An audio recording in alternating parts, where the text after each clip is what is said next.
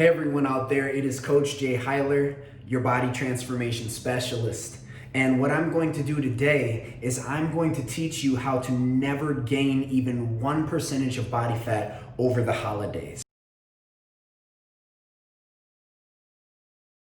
Now notice how I didn't say weight, and we'll get into that in a second. But to make this all make sense, right now, before you even watch the rest of this video, I want you to go watch Thanksgiving with the Hylers. And that's gonna really help you visually because I'm gonna talk about the portions of food that I ate, what I was able to enjoy without even giving a crap because of these pillars that I'm gonna teach you to stand on top of, all right? So go ahead, watch Thanksgiving with the Hylers right now, and then come back to this video and it's gonna make a lot of sense to you. Now, with that being said, you've come back from Thanksgiving with the Hylers, and now I'm gonna break this down. It's gonna make a ton of sense. Right now, I wanna tell you that I'm gonna break this into segments. I'm not gonna try to hold you long, but I do need to break this into segments so you understand how every aspect of this works, okay? So the first segment that I wanna break this into is going to be maintenance calories. First, you need to find your maintenance calories. Now, maintenance calories are found in two different ways. You can find them via lifestyle or you can find them via an equation. Now, absolutely, the equation is not going to be as accurate as the lifestyle approach that I'm going to give you because you, my friend, are not a mathematic equation, nor are you a robot. So no, your endocrine system and your metabolism that I'll explain lightly in this video do not work like that. So you can pretty much say that an equation is going to get you in the ballpark of where you want to be, okay? Not very accurate, not very pinpointed, not very targeted, if you will. But the lifestyle way that I'm gonna share with you will, okay? So here's the lifestyle way. The lifestyle way is this. You look over the course of 2 to 4 weeks. You track absolutely everything that you eat and you weigh yourself every single Monday. Now, what you're looking for is any changes that happen. If your weight goes up in the week, at the end of the week, after 7 days, what's gonna happen is you are in a caloric surplus of some kind, meaning that you are eating enough calories to gain weight. If you lose weight during the time, that means you're in a caloric deficit. And if you don't lose any weight or gain any weight, you are in maintenance. You need to find out what your maintenance is, okay? I teach my clients how to do that, tailored to them, specifically to their lifestyle in the Jay Hyler Project. So if you don't know how to do that, or if you want to do it under a professional, simply reach out. I'll leave my email somewhere here on the screen, okay? Now, when it comes to the equation part, all you got to do is go on Google and type in, how do I find my calorie maintenance? And you will find tons of different equations, one of which is the Harris-Benedict equation, okay? So use one of those equations, it will get you in the ballpark. The lifestyle measure is going to be better because you, again, are not a mathematic equation, nor are you a robot. So actually seeing what you do versus just having some kind of an equation compute something for you is obviously going to be more accurate. Now, the next portion of this video is going to be your caloric deficit. So once we understand the caloric maintenance, then we're going to understand the deficit. The deficit is the amount of food that you need to eat in order to lose weight. Okay, point blank period, it's to lose weight. And notice I am talking about scale weight. So when you step on the scale, you're gonna see it go down relative to what you're eating, okay? This is your deficit, caloric deficit. Now, when you find what that number is, then you are going to understand the remainder of this video. Until you understand what that number is, you simply won't, okay? Moving on to the next portion of this video, and that is going to be your metabolism and endocrine system. So you need to understand some things. Your body, it literally listens to or it responds to how your endocrine system or your hormones are responding, okay? So what makes up your endocrine system? A lot of different things, but if we pay attention to a couple of things, we're gonna be light years ahead of individuals who are on Instagram posting and showing pictures of their abs and all that stuff, and who literally think it's just calories in versus calories out, which is a lie. So what you're gonna look for is you're gonna look for your sleep. You're going to look for your hunger management. You're going to look for your recovery, your ability to recover. You're going to look for your energy, and you're going to look for your digestion, and you're also going to look for your stress management, okay? Stress management and sleep dictate the rest, how your body's recovering, how your energy is, how your digestion is, etc. Okay? Let that make sense, let that sink in for a second. Okay? That is the endocrine system. And what we're looking to do is we're looking to respond based off of what the endocrine system tells us. Okay? So if your sleep is off, then of course your energy is going to be off. And if your sleep is off and your energy is off, then your digestion will be off. Oftentimes you're not going to poop as much. So sleep is at the top. If sleep is off, then your stress management is off. So your ability to handle the things that naturally come to you at life that you need to be prepared for, and you need to be able to pivot when things don't go your way, it's going to be off. Okay? And then that means your recovery is going to be off. So your endocrine system at the very highest level is going to respond to your sleep, and that's going to respond your sleep, and then the next one's going to be the stress management, and those two, they basically make everything else happen, whether it be good or that be bad. Your body's going to respond to your sleep and your ability to manage your stress. Okay?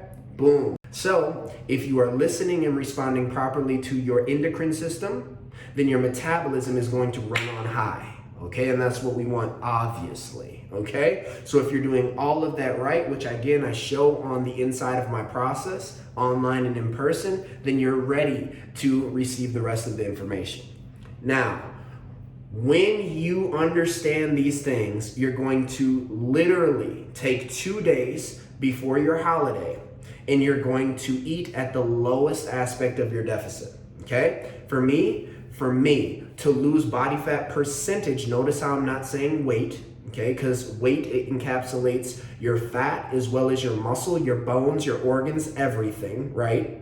In order for me to lose body fat percentage, the percent of myself being fat, I literally have to stay between currently at 5'11", 33 years old, strength training 3 to 4 days per week, okay? I literally have to eat 1,700 to 2,200 calories, okay? Depending upon how much energy I expend from my exercises that I just named, which is gonna be strength training in general, which are properly periodized, which I also do for my clients, okay? If I eat that amount of food, that's 1,700 to 2,200 calories, I'm gonna come out on top when it comes to fat loss, okay? Fat loss is your body fat percentage decreasing, okay?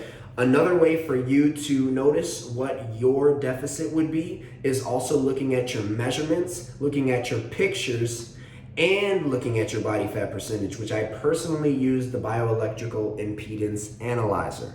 It simply analyzes how fast an electrical current can travel through your body. Fat, it impedes that current, and then water and electrolytes, which is a part of your fat-free mass, it helps that current. Now, once you have those 2 deficit days, okay, which again, for me, actually for this holiday, the lowest portion, remember my highest portion of my deficit is 2,200. The lowest portion is 17. So for me, I took the lowest range, which would be 17 to 1,800 calories. Point blank period. I did that before Thanksgiving. Now, I didn't just do 17 to 1,800 calories. I was also in a lower amount of carbohydrates, okay? Because what you're doing is not only are you trying to make room for calories, you're trying to make room for glycogen, okay? Because in holidays, you eat more fat and you eat more carbohydrates and you eat more sodium, okay? You just simply intake more of those things. So I also lowered my carbohydrates 2 days before Thanksgiving. You can do this for any holiday, it does not matter what it is. And I also strength trained the way I normally would, okay, up to the holiday. Okay, so I didn't change anything with my strength training regimen. I stayed exactly the same. I kept things exactly the same. The thing that changed was I was eating less on my lower scale of caloric intake. Okay? Now, that allowed me to, on Thanksgiving, to eat exactly what I wanted to eat. And if you watched Thanksgiving with the Hylers, you would see that the portion that I showed is pretty gargantuan.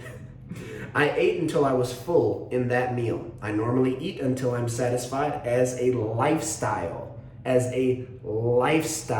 mechanism that I literally have in my life embedded forever, okay? But on the holidays, I typically eat until I am full.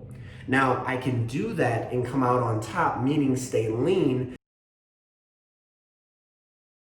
because I left all of the room calorically before those 2 days before the holidays. You can go 3 if you want, but 2 days. And I left room for glycogen.